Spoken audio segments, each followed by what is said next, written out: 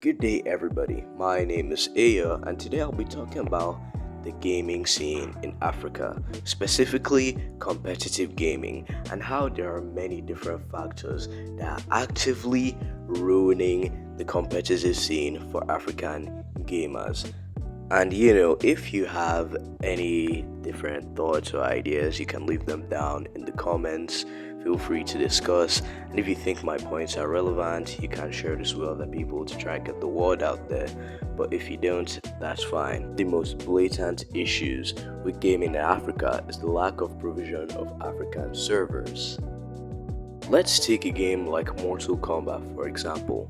A couple of days ago, I saw a video by a fellow African gamer who I unfortunately can't recall their name, but they were basically complaining about the different ping they've been getting throughout their multiple games of online Mortal Kombat.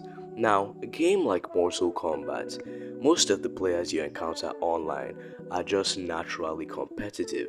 That's how the game is. Every player you go against is always looking for the optimum settings and best factors to play in because everybody is striving to be the best they can in Mortal Kombat. Now, the amount of ping that player was getting in the gameplays he was showing were upwards to 198 milliseconds to 200 milliseconds. Now, in a game like Mortal Kombat, you want the least amount of delay to actually ensure you have the proper reaction time and ensure your hits actually get connected.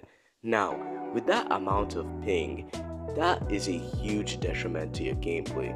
Not only does it cause you to have slower inputs, but also gives the enemy a bigger advantage to be able to play against you. Another issue is these big companies not recognizing Africa as a successful or huge market for their games. Now, if you take a look at the charts, you would actually see that Africa is within the regions that provide the least market for different games. Now, the reason for that is due to many different factors that we Africans have out of our control. For example, our economy, electricity, and other things along those lines. And this can majorly affect different markets. For example, gaming. Not everybody has stable electricity to be able to play their favorite game. Not everybody has stable internet to be able to play their favorite game. And that is one of the reasons that most of these big companies can't really acknowledge Africa because the common man doesn't have the necessary resources to be able to invest in their products. Now, a solution I can see for any African that wants to go pro in their favorite game is basically to invest in a VPN that allows you to change your virtual location to seemingly get more ping. But this can come at a disadvantage by slowing down your games, which can be bad for some really input heavy games like Mortal Kombat, as I mentioned.